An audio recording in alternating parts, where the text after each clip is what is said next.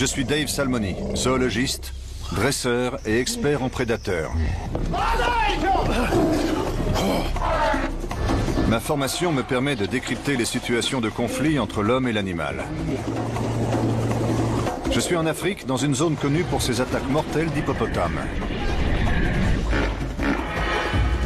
Un lieu où l'homme et l'animal s'affrontent sans merci. Le nombre de victimes est si élevé que la science cède parfois la place aux croyances locales et au surnaturel. En Europe, vous utilisez des armes à feu.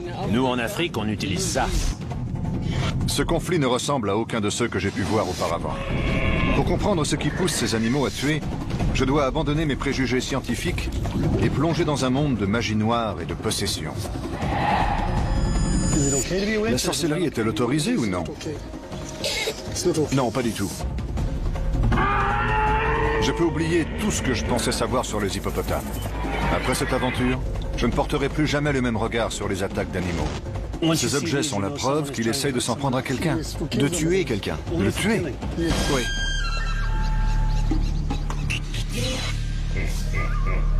On estime que chaque année, 1 millier de personnes sont attaquées par des hippopotames.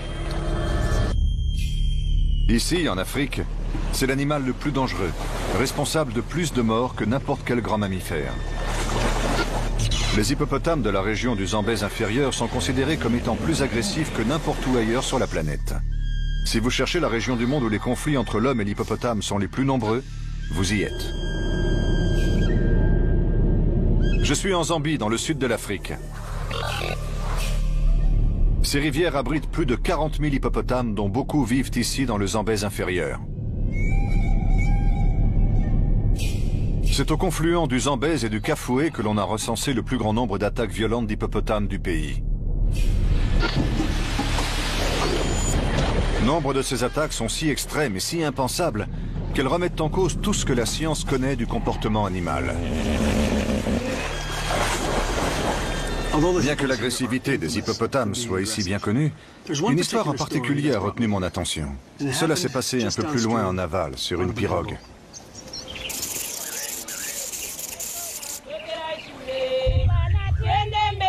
Pour les fermiers, les marchands et les écoliers du village de Jordan, prendre le bateau pour traverser la rivière est aussi banal que prendre le bus. Cela fait partie de leur quotidien. Mais lorsque ce quotidien est bouleversé, une frêle embarcation n'offre que très peu de protection face aux dangers qui sommeillent dans ses eaux.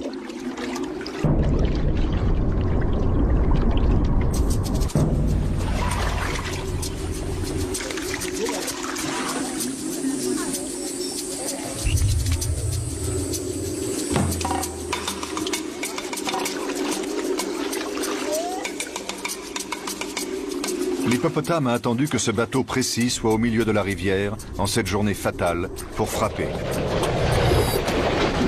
Le bateau chavire. 12 personnes luttent contre le courant. En général, les hippopotames sont très prévisibles. Ils frappent une fois, et puis ils font demi-tour. Mais ce jour-là, ça ne s'est pas passé comme ça. Ce qui s'est passé ensuite est un comportement inexplicable de la part d'un hippopotame. L'animal s'est retourné et a chargé de nouveau, non pas une ni deux, mais 6 fois, attaquant violemment les passagers dans l'eau. Margaret Chabokela, Obi Tembo, Rose, Maggie, Judy et Kelvin Malimbilimbi sont tous décédés ce jour-là. Coup du sort. Ils étaient tous de la même famille. C'est l'attaque la plus violente et la plus mortelle dont j'ai jamais entendu parler. Et elle défie toutes les règles de comportement attribuées à ces animaux. La présence même d'un hippopotame dans ce bras de rivière si fréquenté est totalement anormale. Et après avoir attaqué une première fois, pourquoi revenir à la charge et s'en prendre aux passagers? Pourquoi poursuivre son attaque jusqu'à avoir tué tous les membres d'une même famille? On pourrait y voir un hasard, mais en Zambie, personne ne croit au hasard. Je suis venu ici pour comprendre ce qui s'est passé et pourquoi c'est arrivé. Était-ce un comportement animal naturel? Ou bien y a-t-il autre chose? Aussi étrange que cela puisse nous paraître, les gens d'ici affirment que toute la famille avait été maudite par un sorcier et que c'est lui qui a provoqué cette attaque. J'ai entendu dire qu'une des survivantes habitait encore tout près d'ici. Peut-être pourra-t-elle m'apporter des réponses. En attendant, je dois comparer mes théories sur les attaques d'hippopotames avec les explications que l'on en donne ici. Confronter mes connaissances rationnelles sur le comportement animalier aux croyances surnaturelles locales.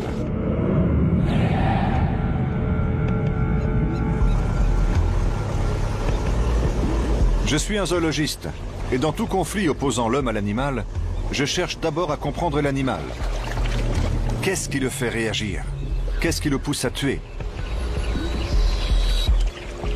Cette femelle hippopotame élevée par l'homme est la seule au monde qui se laisse approcher à ce point. Elle n'a pas encore atteint sa taille adulte, mais même avec elle, il vaut mieux savoir ce qu'on fait. Si on analyse leur comportement social, on s'aperçoit que ce sont des animaux agressifs, très territoriaux, et prêts à défendre leur coin de rivière ou leurs petits jusqu'à la mort.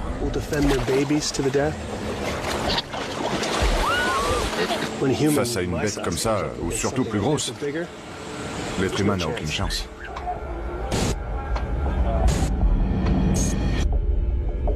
Ces animaux sont conçus pour attaquer. Ils sont territoriaux, nerveux et très agressifs. Si on regarde dans leur bouche, on peut voir ces énormes défenses, ici et ici. Ce sont des armes. Elles ne leur servent pas à manger, uniquement à se battre. Ajoutez à cela leur poids, et vous comprenez comment ils peuvent tuer un homme. Dès lors que l'homme et l'hippopotame partagent un même territoire, le danger guette. C'est justement le cas sur les rives du Zambèze. Ici, tout le monde vit près du fleuve. Son eau est indispensable pour laver, cuisiner, pour boire et irriguer les récoltes. Au fil du temps, les villages et les fermes se sont rapprochés des rives du Zambèze et des marais qui l'entourent. Ironie du sort, cette eau providentielle cache un danger mortel.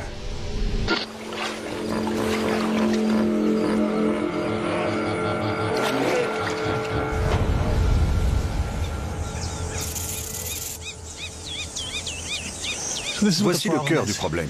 Là-bas, vous avez les marais où vivent les hippopotames. Et ici, les champs de maïs. Or, la nuit, les hippopotames viennent ici. On peut voir leurs traces. Et voilà ce qu'ils mangent. Et quand les hippopotames se mettent à dévorer la nourriture des hommes, on a un problème. Ces champs de courges et de maïs sont un parfait garde-manger pour les hippopotames. En bons végétariens, ils doivent avaler plus de 45 kilos de verdure chaque nuit. Ces champs à proximité sont un véritable festin qui leur tend les bras.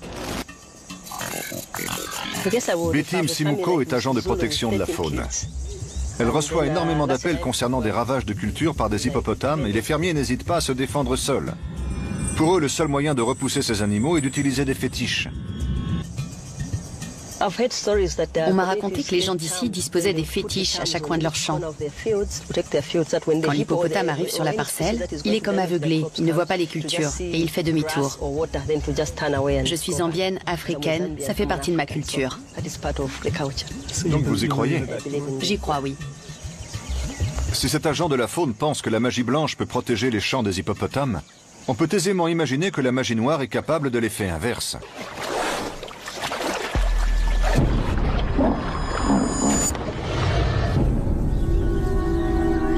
Un danger dont les fermiers des alentours sont bien conscients.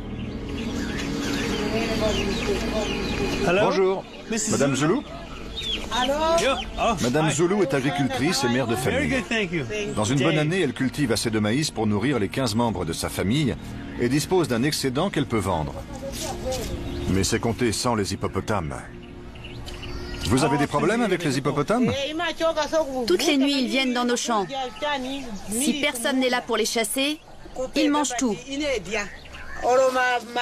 Ils dévorent l'équivalent de 10 sacs de nourriture chacun. Que pouvez-vous faire pour vous défendre? Je les mets en fuite. Ce que me raconte Madame Zulu est à peine croyable. Elle fait fuir ces bêtes dangereuses de 30 fois sa taille avec un seau et un bâton. Vous les faites fuir? Quand je tape sur mon tambour, les hippopotames s'enfuient. Mais parfois, ils reviennent. Quelques fétiches et un tambour de fortune sont-ils suffisants pour protéger Madame Zulu et ses récoltes? Je passe la nuit dans sa ferme pour le vérifier et découvrir ce qu'elle et sa famille doivent endurer à chaque fois que le soleil se couche. C'est à cette heure que les hippopotames sortent de la rivière pour dévorer les récoltes de Madame Zulu. Elle nous a demandé de la suivre pour nous faire une démonstration. Je me suis déjà trouvé à proximité d'hippopotames, mais j'ai toujours su garder mes distances. Ce soir, je me dirige vers eux un peu sceptique. Est-ce vraiment une bonne idée? J'ai entendu quelque chose par là.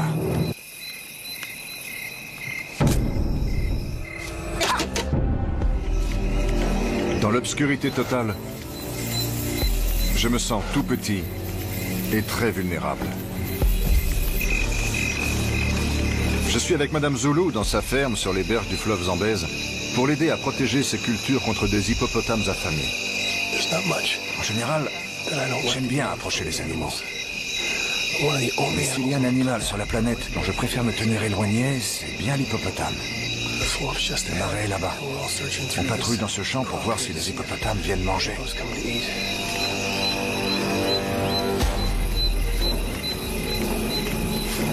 Mais je n'arrive pas à me sortir de la tête une histoire que Madame Zulu m'a racontée et qui s'est déroulée une nuit exactement comme celle-là. C'était en novembre 2003 dans un champ tout près d'ici. 3 fermiers patrouillaient à la recherche d'hippopotames en train de détruire des récoltes. Sans aucun fétiche, armés seulement de tambours de fortune, une tactique qui avait jusqu'alors fait ses preuves et permis de repousser les hippopotames jusque dans leur marais. Mais cette nuit-là, un des animaux en avait décidé autrement. Les tambours n'ont fait que le mettre en rage. Il a chargé les 3 fermiers avec l'intention de tuer.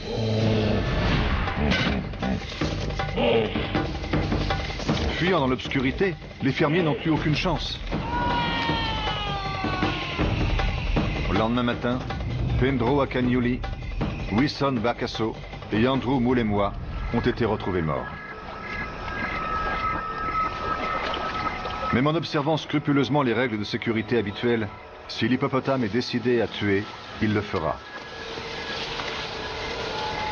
Et si tel est le cas ce soir, toute mon expérience avec les animaux dangereux ne me sera pas d'un grand secours.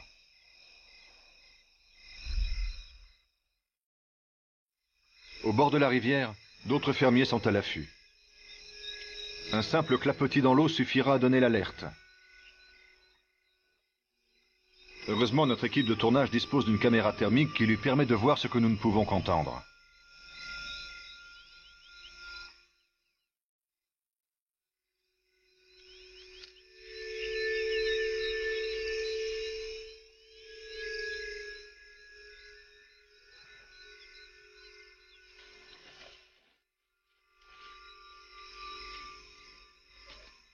Et en effet, à quelques mètres de nous, un hippopotame est en train de se nourrir dans le champ. Il y a un hippopotame par là-bas. La caméra thermique l'a repéré. Nous avons juste entendu un bruit qui nous a indiqué sa présence. L'animal nous a contournés et s'enfonce un peu plus dans le champ. Nous le suivons. J'ai entendu quelque chose par là. Tu le vois? Par là-bas. La caméra thermique ne détecte rien par ici. Oui, vers la gauche. Par ici, juste là. À cette distance, si l'hippopotame décide de charger, nous sommes tous morts. Là. Cette fois-ci, Madame Zulu en sort vainqueur et sans la moindre blessure. Mais l'animal reviendra. Et Madame Zulu ne sera peut-être pas aussi chanceuse la prochaine fois.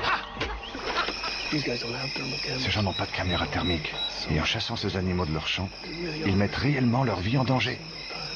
Même si j'ai vraiment envie d'être en totale immersion et de vivre ce qu'ils vivent, je n'ai ni la volonté, ni le courage nécessaire pour me retrouver face à face avec un hippopotame. L'hippopotame de Madame Zulu est dangereux, mais il ne semble pas assoiffé de sang comme certains des animaux dont j'entends parler. Des animaux qui, selon les croyances locales, sont manipulés par la sorcellerie. L'hippopotame qui a attaqué l'embarcation, tuant 6 membres de la même famille, a fait preuve d'un tout autre niveau d'agressivité et de préméditation. Quoi qu'il en soit, j'ai appris l'existence d'une survivante. Madame Zulu m'a dit de me rendre dans le village de Jordan, où se cache la survivante, encore traumatisée par ce qu'elle a vécu ce jour-là. Je veux à tout prix lui parler. Arrivé au village, on m'indique où la trouver. Ce matin-là, j'ai pris le premier bateau. Samamwa Matayo, 38 ans, se trouvait sur le bateau avec le reste des passagers lors de cette matinée fatale.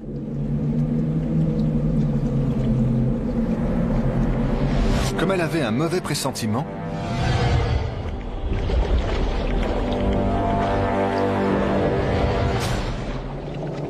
elle est descendue avant le départ. Depuis le rivage, elle a été témoin de l'attaque. C'est la première fois qu'elle raconte ce qu'elle a vu. J'ai beaucoup de chance. Le bateau venait de partir quand l'hippopotame est arrivé.